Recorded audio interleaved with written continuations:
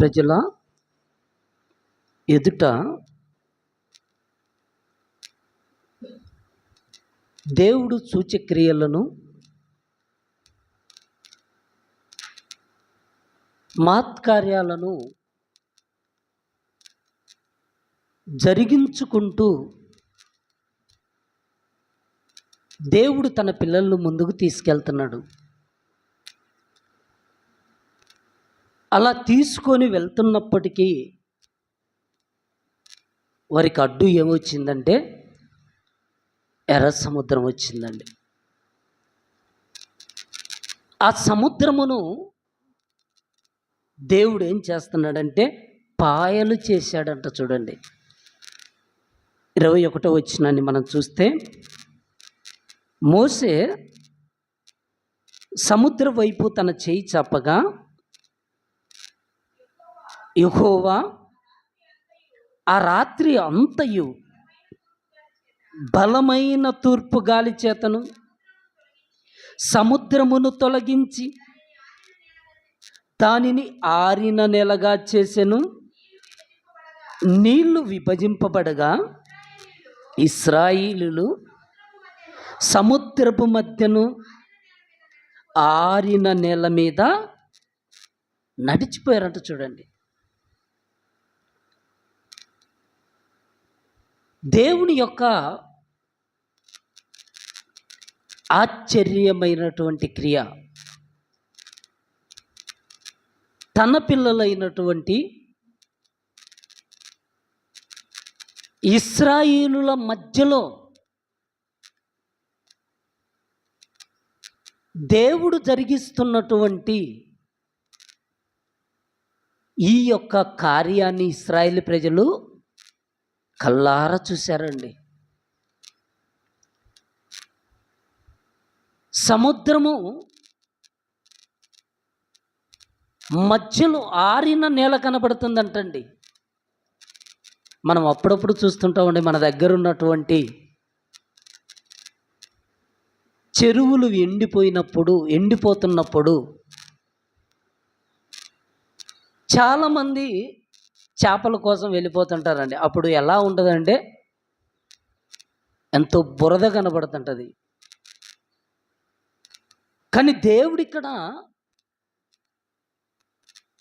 ఆరిన నేలను కనపడేటట్టు చేశాడంటండి. దేని మీద?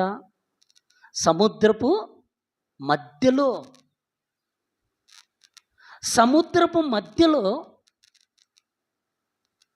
ఆరిన నేల కనబడేటట్టుగా చేసి ఇశ్రాయేలు ప్రజలను యువతల గట్టు నుంచి అవతల గట్టుకు తీసుకెళ్ళిపోయాడండి. తీసుకువెళ్ళేంత వరకు కూడా ఆ నీరంతా కూడా ఎలా ఉందంటే ఇరుపక్కల గోడ వలె ఉందంట. చూడండి, మనం గోడ కడితే ఎలాగైతే ఉంటుందో సముద్రము అలా గోడలాగా అయిపోయింది. అప్పుడు ఇశ్రాయేలు ప్రజలు చిన్న పిల్లలు మొదలుకుంటే పెద్దవారి వరకు రాత్రంతా కూడా ప్రయాణం చేశారు. ఆ సముద్రమును దాటుకున్నారు. ఇక ఇశ్రాయేలు ప్రజలు దాటుకొని వెళ్ళారు గనక మనం కూడా వెళ్దామని ఇప్పుడు ఫరో సైన్యము కూడా లోపలికి వచ్చేసిందండి. పొద్దు పొడిచేటువంటి సమయానికి ఇశ్రాయేలు ప్రజలంతా కూడా బయటికి వెళ్ళంగానే మరల దేవుడు ఏం చేశాడంటే దానిని మరల నీళ్లను వెనక్కి వచ్చేటట్టు చేశాడండి. చూడండి, మనం బైబిల్లో చూడగలిగితే ఇదే నిర్గమకాండం 14వ అధ్యాయం 27వ వచనం. మోషే సముద్రము మీద తన చెయ్యి చాపగా పొద్దు పొడిచినప్పుడు సముద్రము అధిక బలముతో తిరిగి పొర్లెను గనుక ఐగుప్తీయులు అది చూచి వెనుకకు పారిపోయిరి. అప్పుడు యెహోవా సముద్రం మధ్యను ఐగుప్తీయులను నాశనము చేసెను. నీళ్లు తిరిగి వచ్చి ఆ రథములను రౌతులను వారి వెనుక సముద్రములోనికి వచ్చిన ఫరో యొక్క సైన్య సేనను సర్వసేనను కప్పివేసెను. వారిలో ఒక్కడైనను మిగిలి ఉండలేదు అంట. చూడండి, ఫరో సైన్యం అంత కూడా ఏమైపోయిందంటే నీటిలో మునిగిపోయిందంట. చూడండి, అంటే ఇశ్రాయేలు ప్రజలు క్షేమంగా సముద్రము అడ్డొచ్చింది, అడ్డును దాటుకొని వెళ్ళటానికి ఇశ్రాయేలు ప్రజలకు సహాయం చేసింది ఎవరంటే దేవుడు. ఆ సముద్రమును పాయలు చేసి ఇశ్రాయేలు ప్రజలను ఔకలికి వెళ్ళేటట్టు చేసి వారిని ఏం చేశాడంటే, ఒక మాటలో చెప్పాలంటే దేవుడు వారిని ఐగుప్తీయుల బారి నుండి రక్షించాడండి. 30వ వచనాన్ని మనం చూస్తే, ఆ దినమున యెహోవా ఐగుప్తీయుల చేతిలో నుండి ఇశ్రాయేలును రక్షించెను. ఇశ్రాయేలులు చచ్చిన ఐగుప్తీయులను సముద్ర తీరమున చూచిరి. యెహోవా ఐగుప్తీయులకు చేసిన గొప్ప కార్యమును ఇశ్రాయేలులు చూచిరి గనుక ఆ ప్రజలు యెహోవాకు భయపడి యెహోవా యందును ఆయన సేవకుడైన మోషే యందును నమ్మిక ఉంచారంట. చూడండి, ఇక్కడ మనకు ఒక నమ్మిక అనేది ఇక్కడ కనబడుతుంది. దేవుడు జరిగించినటువంటి అద్భుతమైన ఆశ్చర్యక్రియ ఇది అని చెప్పుకోవచ్చండి. ఇశ్రాయేలుల సర్వ సైన్యమును నీటిలో అడుగంటిపోయేటట్టుగా దేవుడు చేశాడు. ఎందుకు చేశాడు? ఇశ్రాయేలు ప్రజలను తరుముతున్నారు. ఇశ్రాయేలు ప్రజలను బానిసలుగా చేసుకోవాలనుకున్నారు. వెళ్ళమన్నాడు. వెళ్తున్నటువంటి వారిని మరలా అడ్డగించటానికి వచ్చినటువంటి ఫరో సైన్యం ఏమైందంటే నీటిలో అడుగంటిపోయిందండి. మనము మోషేకు దేవుడు తోడుగా ఉండి చేశాడండి ఈ కార్యాన్ని. మోషేకు తోడుగా ఉండి పరిచారకుడుగా ఎవరున్నారంటే యెహోషువ ఉన్నాడని మనం చెప్పుకుంటాం. యెహోషువ కూడా మోషే ఎర్ర సముద్రాన్ని ఎలాగైతే పాయలయ్యేటట్టు చేశాడో, యెహోషువ కూడా యాజకులు మందసాన్ని కోసం పట్టుకొని మందసం మోయే యాజకులు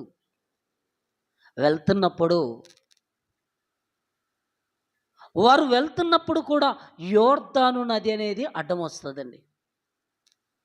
యాజకులు ఎప్పుడైతే తమ పాదములను ఆ నీళ్ళలో అలా పెట్టారో వెంటనే అవి ఏమైపోయాయంటే ఆ నీళ్ళన్నీ కూడా ఎండిపోతాయండి. ఎండిపోయి ఇశ్రాయేలు ప్రజలందరూ కూడా మరలా ఆరిన నేల మీద వెళ్తారండి. అది యెహోషువ గ్రంథం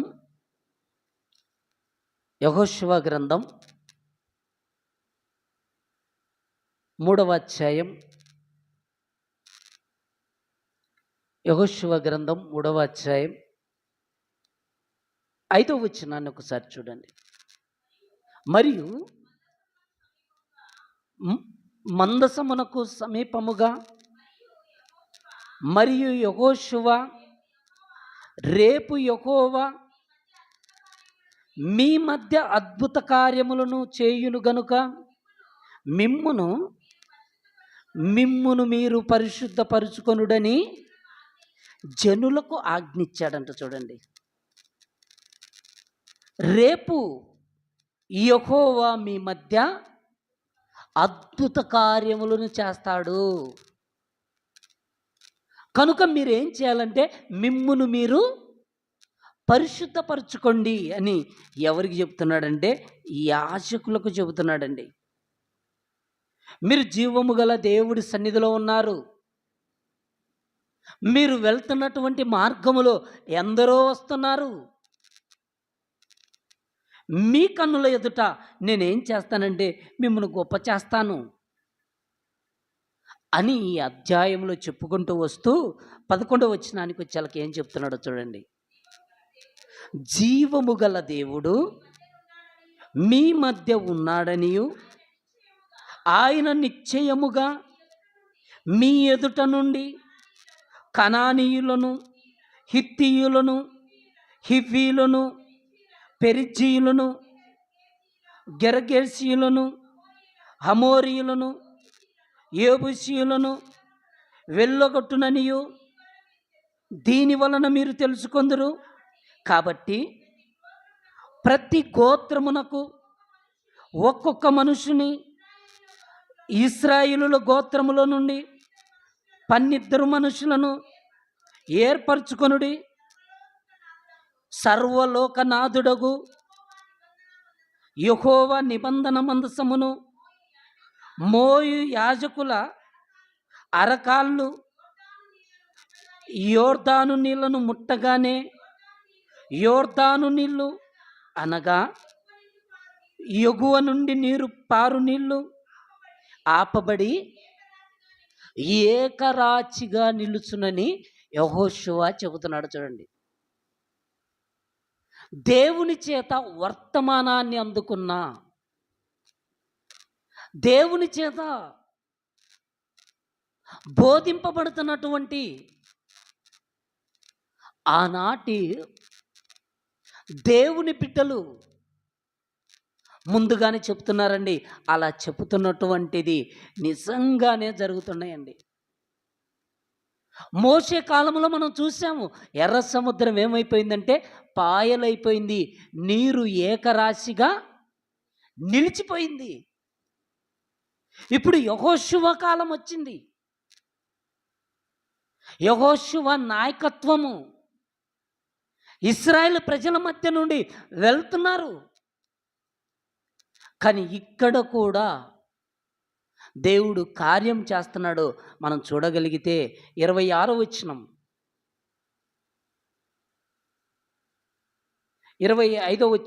15వ వచనాన్ని చూడండి, క్షమించండి, 15వ వచనం. అప్పుడు ఆ మందసమును మోయువారు యోర్దానులో దిగిన తరువాత మందసమును మోయు యాజకుల కాళ్ళు నీటి అంచున మునగగానే పైనుండి పారు నీళ్లు బహుదూరముగా సారెతాను నొద్దనున్న ఆదామనుపురమునకు దగ్గరగా ఏకరాశిగా నిలిచెను. లవణ సముద్రమును అరాబా సముద్రమునకు పారునవి బొత్తిగా ఆపబడెను. జనులు ఎరుకో ఎదుటను దాటగా యెహోవా నిబంధన మందసమును మోయు యాజకులు యోర్దాను మధ్య ఆరిన నేలను శిరముగా నిలిచిరి. జనులందరూ యోర్దానును దాటుట తుదముట్టు వరకు ఇశ్రాయేలులందరూ ఆరిన నీళ్ళ మీద దాటుచూ వచ్చారంట. చూడండి, దేవుడి యొక్క ఆశ్చర్యమైనటువంటి క్రియలండి. దేవుడు యెహోషువతో చెబుతున్నాడు ఏమనంటే, నేను మోషేకు తోడై ఉండినట్లు నీకును తోడై ఉండెదను అని చెప్తాడు.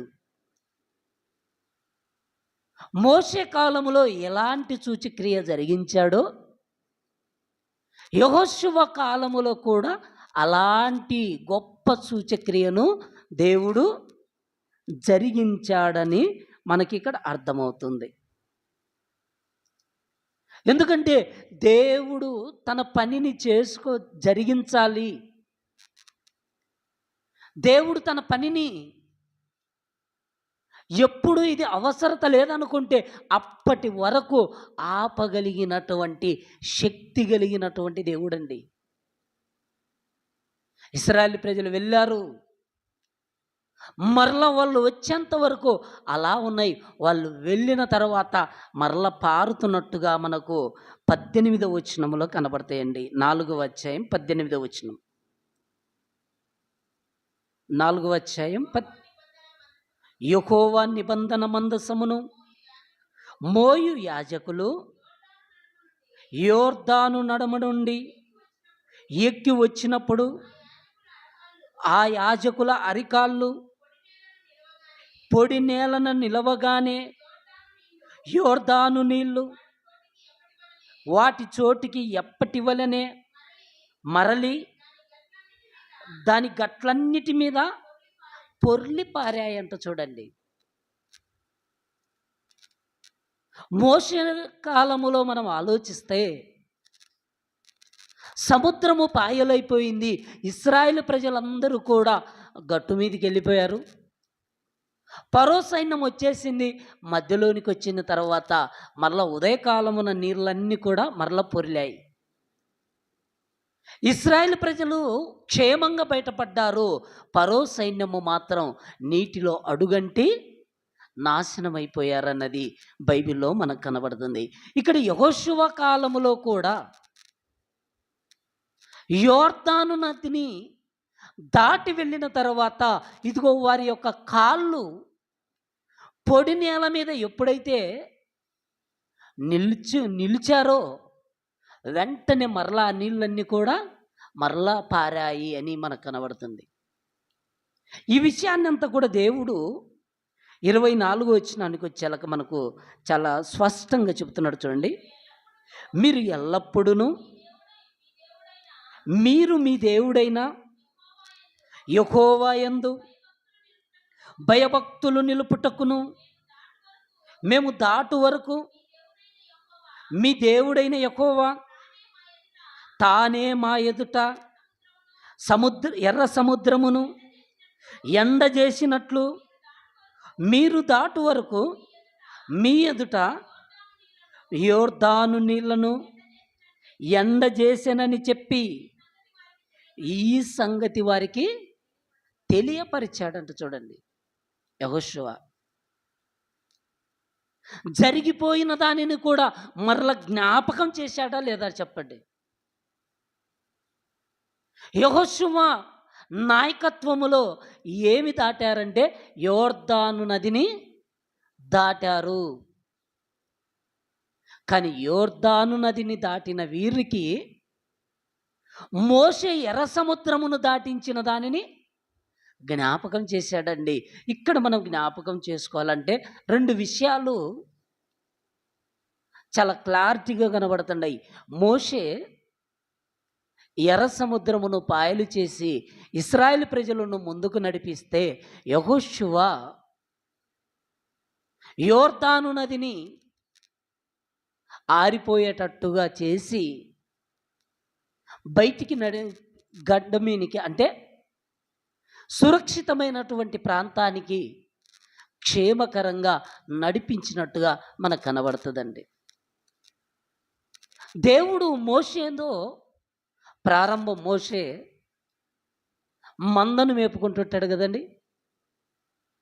అరణ్యానికి వెళ్ళిపోయి తన మామ మందైనటువంటి ఆ మందను మేపుతున్నప్పుడు మోషేకు ఒక అద్భుతం కనబడుతుంది. అంటే పొద కాలిపోలేదు కానీ పొద కాలిపోతుంది, మంట ఆరిపోవటం లేదు. మంటైతే మండుతుంది, పొదైతే కాలిపోలేదు. అలా కాలిపోలేదు, ఇదేంటో చూడాలనుకొని మోషే వెళ్ళిపోతాడండి. వెళ్ళిపోయిన తర్వాత మోషే అక్కడ నిలవడంగానే దేవుడు తన దూత ద్వారా వర్తమానాన్ని పంపించి అప్పుడు ఏమంటాడంటే, నీవు నిలిచున్నటువంటి స్థలం ఎలాంటిదంటే అది ఏమంటాడు ఒకసారి చూద్దాం. నిర్గమాకాండం 3వ అధ్యాయం, నిర్గమాకాండం 3వ అధ్యాయం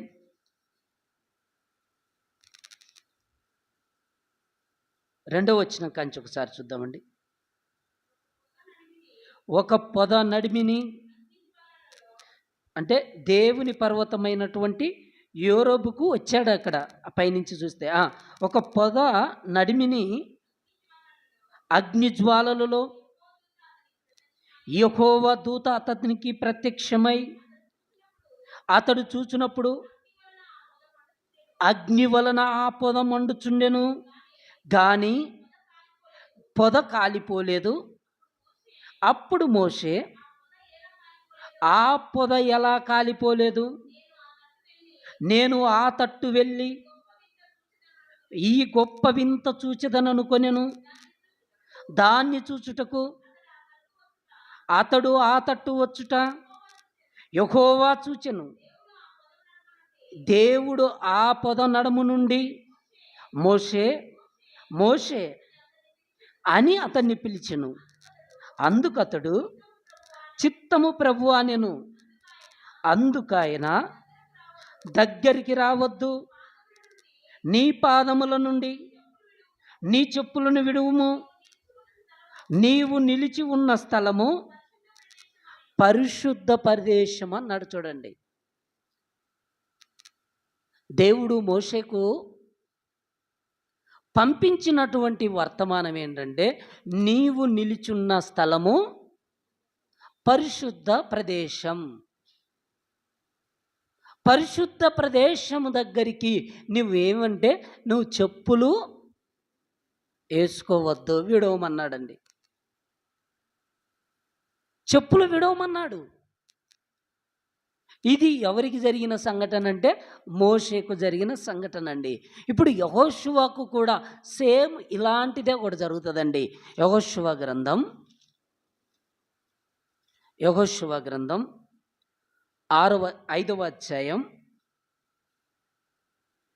యెహోషువ గ్రంథం 5వ అధ్యాయం 14వ వచనం.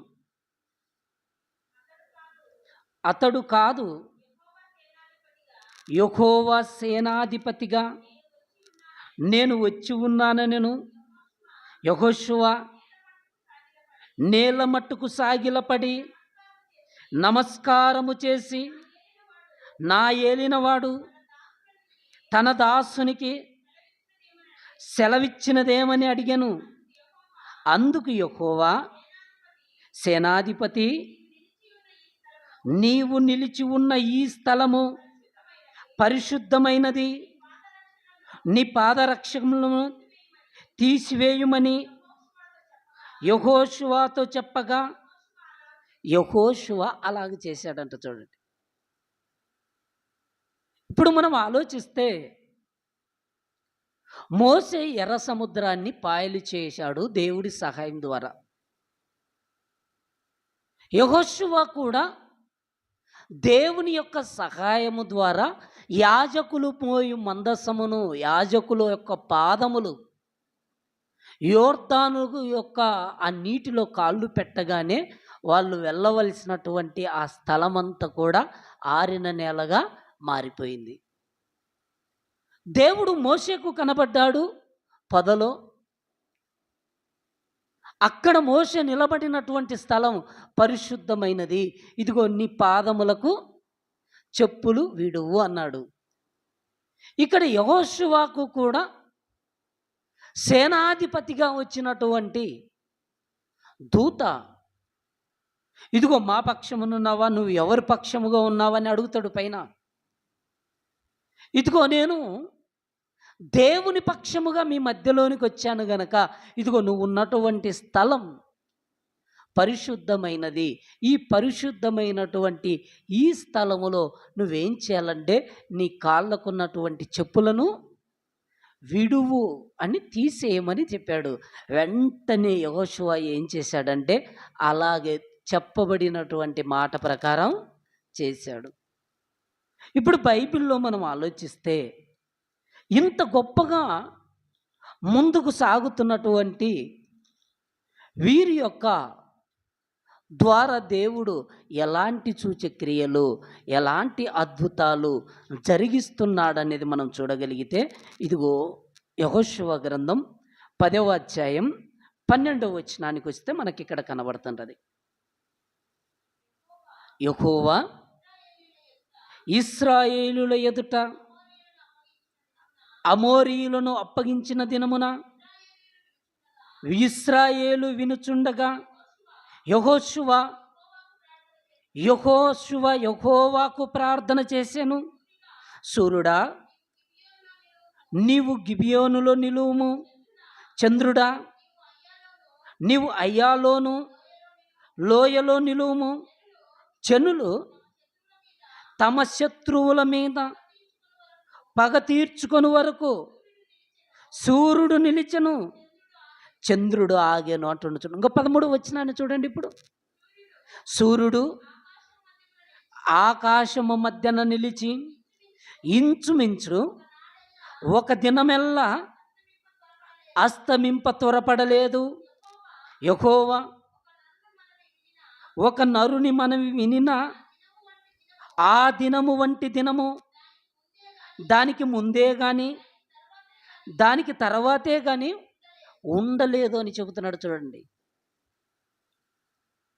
అంటే యెహోషువ ద్వారా దేవుడు ఒక గొప్ప ఆశ్చర్యమైనటువంటి క్రియ చేస్తున్నట్టుగా కనబడుతుందండి. దేవుడు చేస్తున్నాడు. ఎందుకు ఈ క్రియలన్నీ కూడా దేవుడు చేస్తున్నాడంటే ఇదిగో రాబోతున్నటువంటి మనందరికీ జ్ఞానం కలగాలి, బుద్ధి కలగాలి. దేవుడు ఆశ్చర్యకరుడు, దేవుడు అద్భుతమును చేయగలిగినవాడు. అలాంటి దేవుడి యొక్క సన్నిధిలో మనం ఎలా ఉంటున్నాం అన్నది మనల్ని మనమే పరీక్షించుకోవాలండి.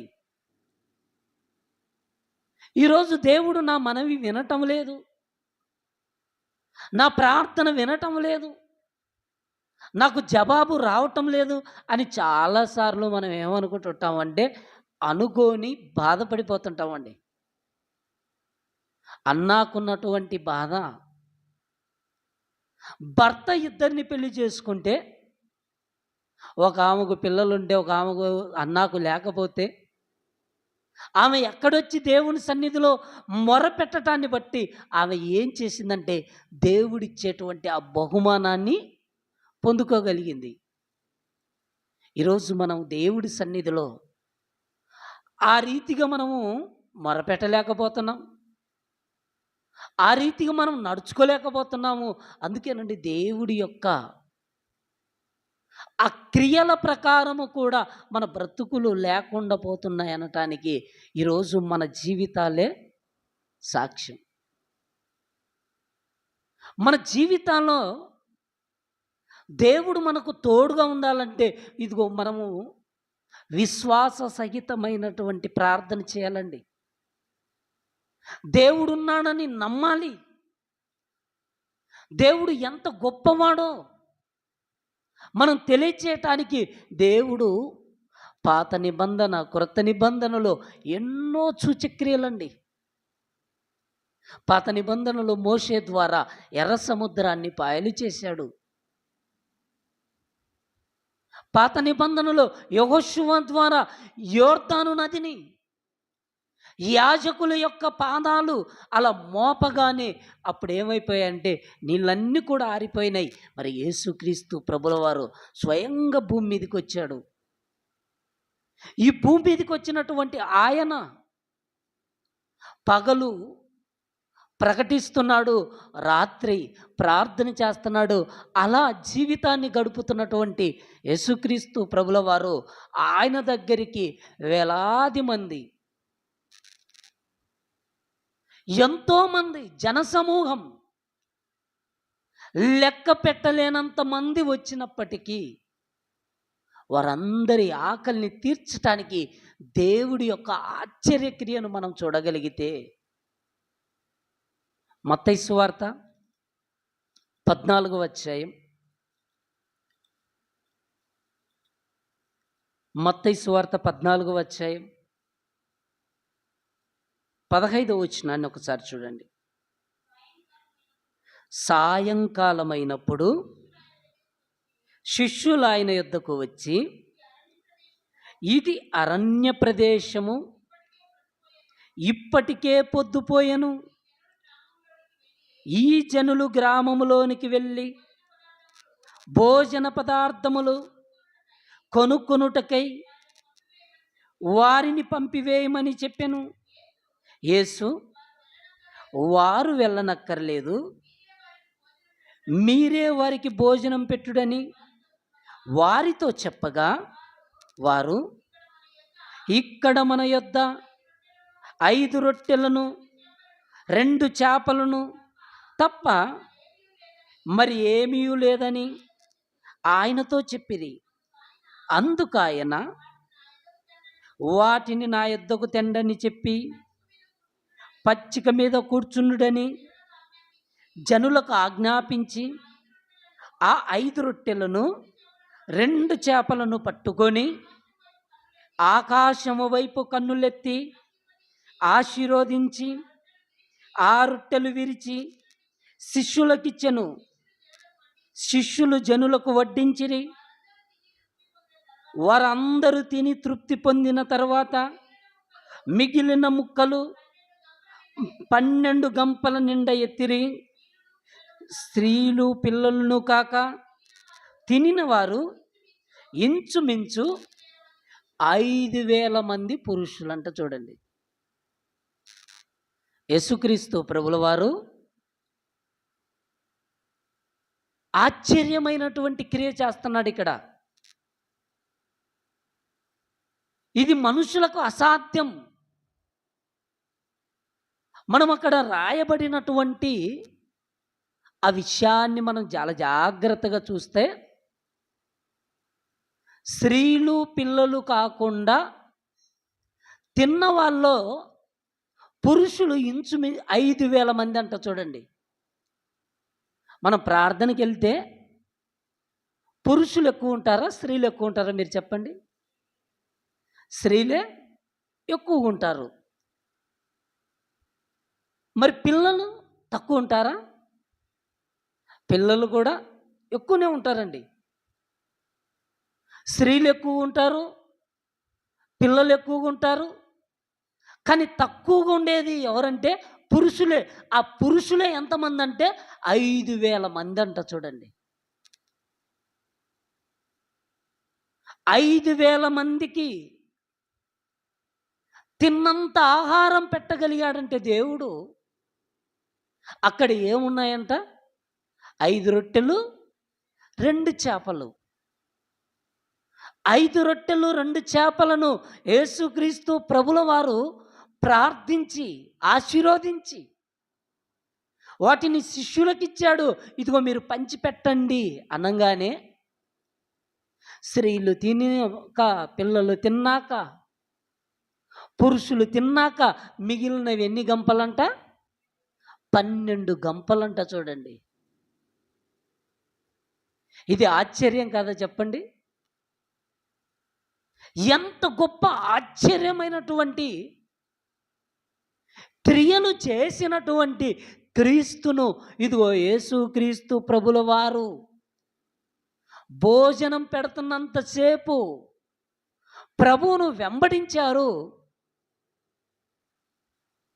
కానీ తిన్నటువంటి ప్రభువునే ఆఖరికి సిలువేయమని అనేటువంటి ప్రజలు వీళ్ళేనండి. దేవుడు ఎంత గొప్పగా తన పిల్లల ఎదుట ఆకలిని తీర్చాడు ఆలోచించండి. 5,000 మంది పురుషులు. స్త్రీల సంఖ్య అక్కడ రాయబడలేదు.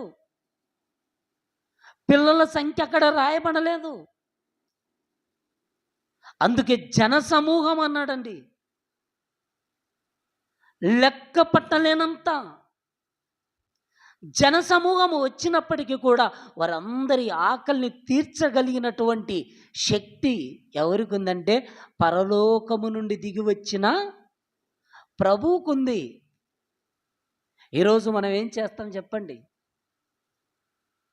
మనకు తక్కువ ఉంటే దిక్కులు చూస్తాం. మనం తక్కువ అయిపోతే దిక్కులు చూస్తాం. కానీ దేవుడు మాత్రం ఇదిగో వాటిని పట్టుకొని ఆకాశం వైపు కన్నులెత్తి వాటిని ఆశీర్వదించి ఇవ్వగానే ఇదిగో ఈ 12 గంపలు మిగిలిపోయాయండి. దేవుడు జరిగించినటువంటి సూచక్రియ అండి ఇది. ఆశ్చర్యమైనటువంటి క్రియలంటివి. భోజనం పెట్టడం మాత్రమే కాదండి, కుంటివారికి కాళ్ళిచ్చాడు, కుంటివారికి కాళ్ళిచ్చాడు, గుడ్డివారికి చూపునిచ్చాడు, మూగవారికి మాటిచ్చాడు. యేసుక్రీస్తు ప్రభుల వారండి భూమి మీద బ్రతికున్నప్పుడు దేవుని యొక్క క్రియలు ఆశ్చర్యములండేవి. దేవుడు ఆశ్చర్యకరుడు. ఆయన మనుషుల ఎడల ఎలాంటి క్రియలు చేశాడంటే వాటిని ధ్యానించటం లేదండి ఇప్పుడు. అందుకే ప్రారంభంలోనే దావీదు ఎలా ధ్యానించాడో తెలియచేశానండి. కీర్తన గ్రంథం 145:5లో చూపించాను. కీర్తన గ్రంథం 119:27 వచనములో చూపించాను. నీ ఉపదేశ మార్గమును నాకు బోధపరచుము, నీ ఆశ్చర్య కార్యములను నేను ధ్యానించేదను అన్నాడు. చూడండి, ఎంతమంది చెబుతున్నా ఏం ధ్యానిస్తున్నారు చెప్పండి? ఎంతోమంది చెప్పారండి, ఎంతోమంది సేవకులు చెప్పారండి. యేసుక్రీస్తు ప్రభుల వారు 5 రొట్టెలు 2 చేపలు 5,000 మందికి పంచాడంటే ఎంత పంచాడు? చిన్న చిన్న గిరిచి పంచాడా? హేళన చేసినటువంటి వారు ఎంతోమంది ఉన్నారండి. కానీ అక్కడ రాయబడింది ఏంటంటే వారు తృప్తిగా తిన్న తర్వాత మిగిలినవి 12 గంపలు ఎత్తారు. అది దేవుని యొక్క గొప్పతనం. ఆ దేవుని గొప్పతనాన్ని ఈరోజు తెలుసుకోలేక అజ్ఞానులుగా, అంధకారులుగా ఈ భూమి మీద వెళ్ళిపోతున్నారండి. అందుకే కీర్తనకారుడు కీర్తన గ్రంథం 140 కీర్తన గ్రంథం 40వ అధ్యాయం అండి, క్షమించండి, కీర్తన గ్రంథం 40వ అధ్యాయం, కీర్తన గ్రంథం 40వ అధ్యాయం 5వ వచనం. యెహోవా నా దేవా, యెహోవా నా దేవా, నీవు మా ఎడల జరిగించిన ఆశ్చర్యక్రియలను, మా ఎడల నీకున్న తలంపులు బహు విస్తారములు, వాటిని వివరించి చెప్పేదననుకుంటున్నా అవి లెక్కకు మించి ఉన్నాయంట. చూడండి, దేవుడు మన పట్ల కలిగి ఉన్నటువంటి అవన్నీ కూడా ఆశ్చర్యములంట. చూడండి, అవి లెక్కకే మించి ఉన్నాయంటండి. ఆయన ఆశ్చర్యకార్యములు చేయవాడండి. మన దేవుడు ఎవరంటే ఆశ్చర్యకార్యములు చేసే దేవుడండి. మనం కష్టాలలో ఉన్నప్పుడు మనం దేవుడి మీద ఆధారపడితే ఆ దేవుడు మనకు సహాయం చేస్తాడనటానికి ఇదే కీర్తన గ్రంథం 72వ అధ్యాయం, కీర్తన గ్రంథం 72వ అధ్యాయం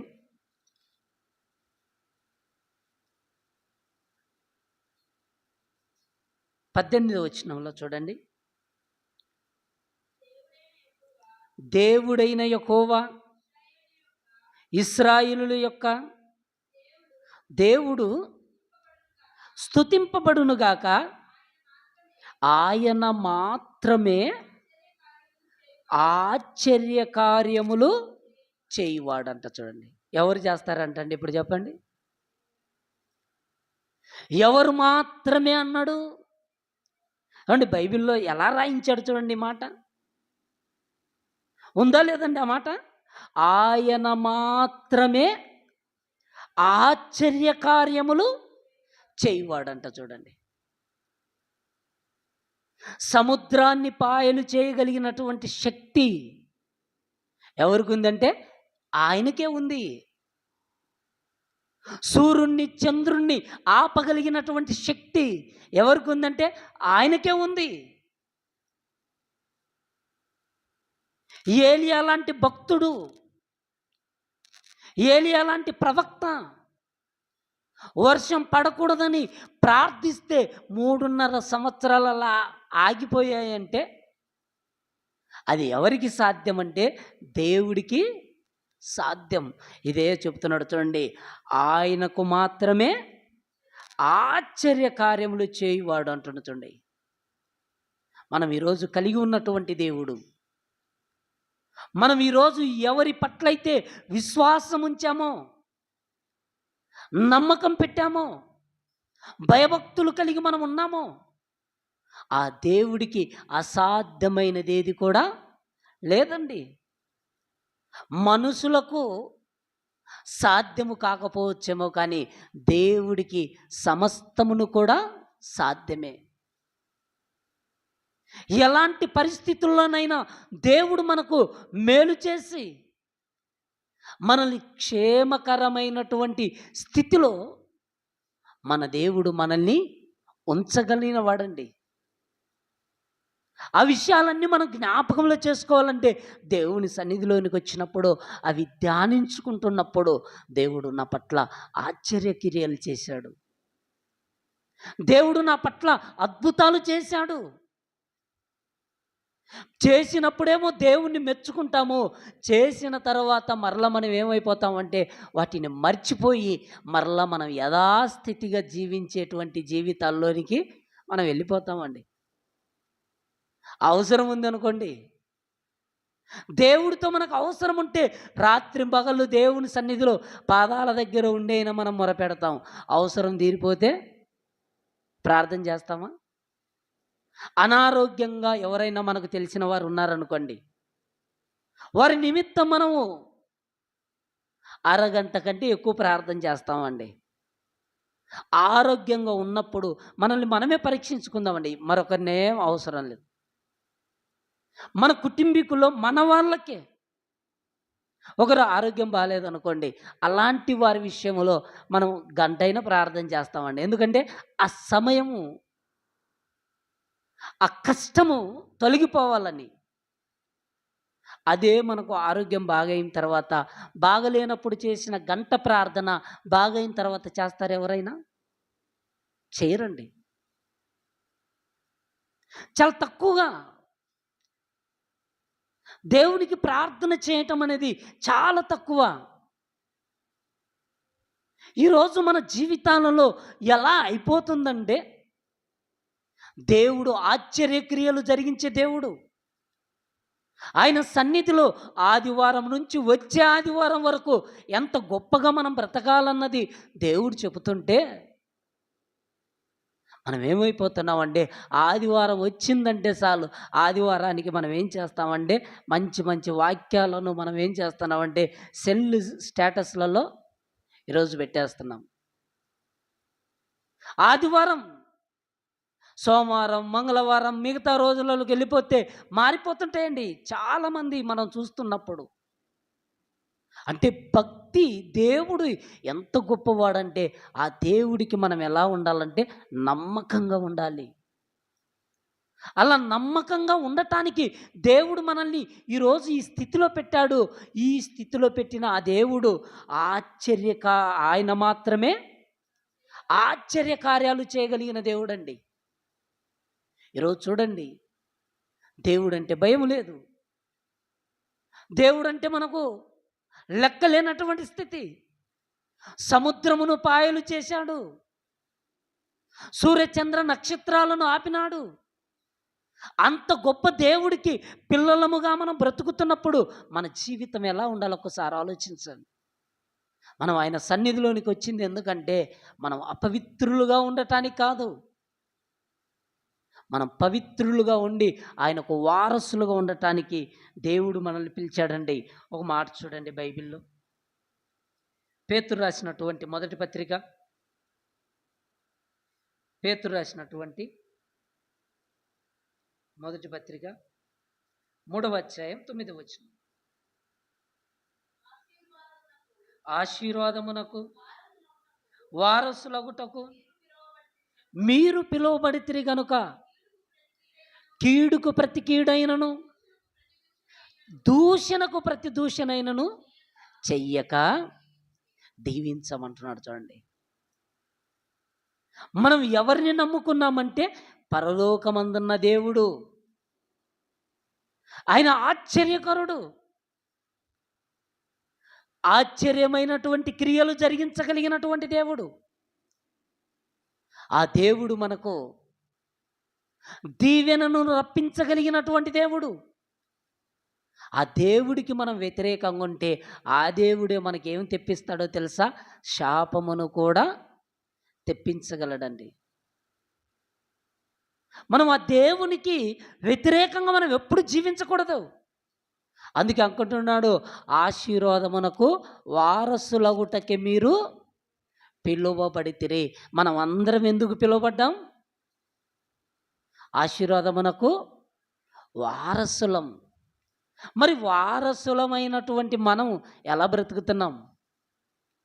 ఒకసారి చూద్దామండి. 2వ దినవృత్తాంతముల గ్రంథం 25వ అధ్యాయం, 2వ దినవృత్తాంతముల గ్రంథం 25వ అధ్యాయం 8వ వచనం.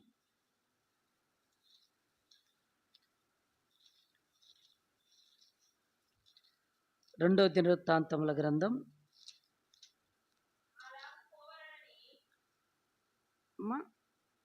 8వ వచనం. అలాగు పోవలనని నీకున్న ఎడల పొమ్ము, యుద్ధము బలముగా చేసినను దేవుడు నీ శత్రువుల ఎదుట నిన్ను కూల్చును, నిలవబెట్టుటయు పడవేయుటయు దేవుని వశమే కదా అంటున్నాడు. చూడండి, అంటే ఇక్కడ ఏం చెప్తున్నాడు?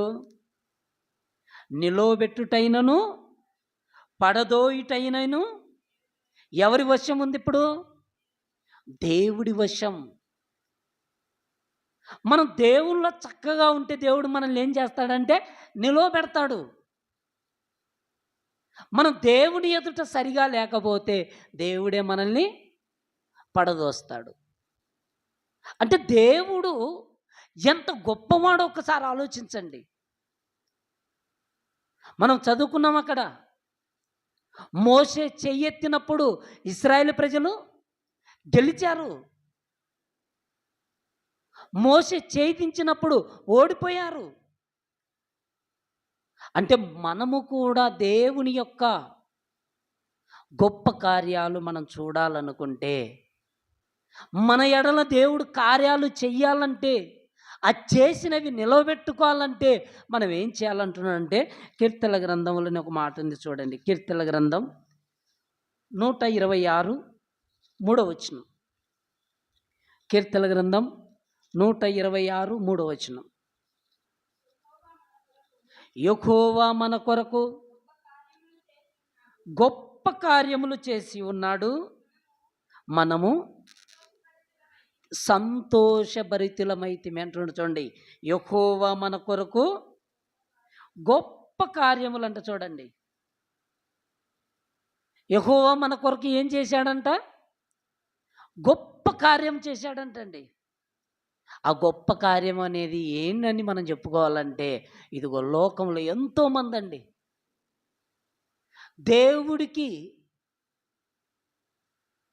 దేవుడికి దూరంగా జీవిస్తున్నారు. ఎంతోమంది లోకములో జీవిస్తున్నారు. కానీ దేవుడు మనల్ని ఏం చేశాడంటే, మనకు చేసిన గొప్ప కార్యం ఏంటంటే, మనం ఒకప్పుడు పాపముల చేత అపరాధముల చేత చచ్చి ఉన్నటువంటి మనల్ని దేవుడు తన ప్రేమ చేత చీకటిలో నుండి మనల్ని ఎక్కడికి తీసుకొచ్చాడు? ఆశ్చర్యమైనటువంటి తన వెలుగులోనికి, అంటే తన సన్నిధిలోనికి మనల్ని తీసుకొచ్చాడు.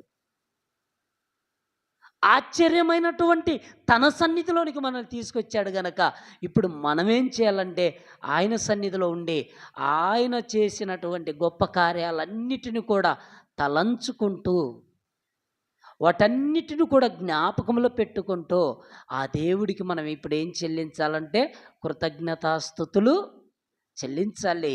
ఇప్పుడు అలా చెల్లిస్తూ మనము గుణాతిశయములను, ఎవరివి? దేవునివి. దేవుని యొక్క గుణాతిశయములను మనము ప్రకటించాలి, ప్రచురించాలి. అలా ప్రచురిస్తే దేవుడు యొక్క ఆశ్చర్యమైనటువంటి క్రియలో మనము కళ్ళారా చూస్తామండి. కొన్ని మనం చూసామండి. దేవుడు తన పిల్లలతో తోడుగా ఉండి జరిగించినటువంటి క్రియలు కొన్ని అయితే బైబిల్లో చాలా ఉన్నాయి. మరి మన పట్ల కూడా దేవుడు తోడుగా ఉంటే మనం అడుగు వాటికంటేను, ఊహించు వాటికంటేను అత్యధికముగా అనుగ్రహించేటువంటి దేవుడు ఆకాశమందున్నాడు.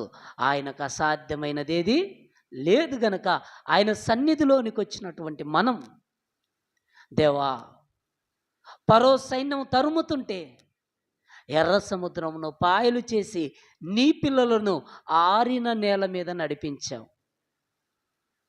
అంత గొప్ప దేవుడు నిన్ను ఈరోజు నేను కలిగి ఉండి నీ సన్నిధిలో చేరి నిన్ను ఆరాధించటానికి నాకు ఇంతటి ఆరోగ్యాన్ని, ఇంతటి సమయాన్ని నాకు ఇచ్చావంటే అందును బట్టి నీకు నేను కృతజ్ఞతాస్తుతులు చెల్లిస్తున్నాను. ఇశ్రాయేలు ప్రజలు దేవుణ్ణి ఎరిగి దేవునిగా మహిమపరచలేదు. ఇదిగో నేను ఎరిగానయ్యా, నిన్నుగానే మహిమపరుస్తానని మన జీవితాలు దేవునికి ఇస్తే దేవుడు మన పట్ల గొప్ప కార్యములు జరిగించటానికి దేవుడు సిద్ధంగా ఉన్నాడు. తల్లు వంచినట్టయితే ప్రార్థన చేసుకుందాం. మమ్మల్ని మిక్కిలిగా ప్రేమించిన మా కన్న తండ్రి, నీ మహోన్నతమైన నామానికి కృతజ్ఞతాస్తుతులు చెల్లిస్తున్నాం. దేవా, ఈ దినాన తండ్రి నీ పిల్లలమైనటువంటి మా పట్ల, మా పూర్వీకులైనటువంటి నాయన ఇశ్రాయేలుల పట్ల మీరు జరిగించినటువంటి ఆశ్చర్యమైనటువంటి అద్భుతాలను ప్రభువా, ఇశ్రాయేలు ప్రజలు ప్రభువా కనులార చూసి తండ్రి నీ యందునైన విశ్వాసం ఉంచలేక తండ్రి త్రొట్టిల్లిపోయే తండ్రి, అరణ్యములో రాలిపోయినటువంటి ఆనాటి తరాన్ని చూశాము.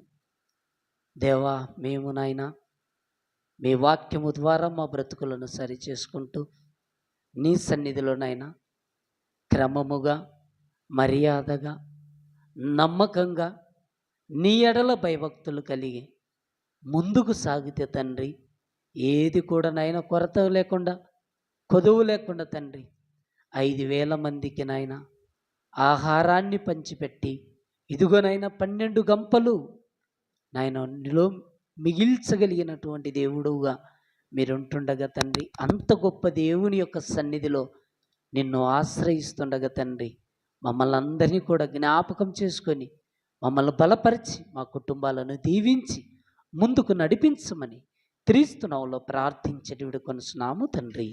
ఆమెన్.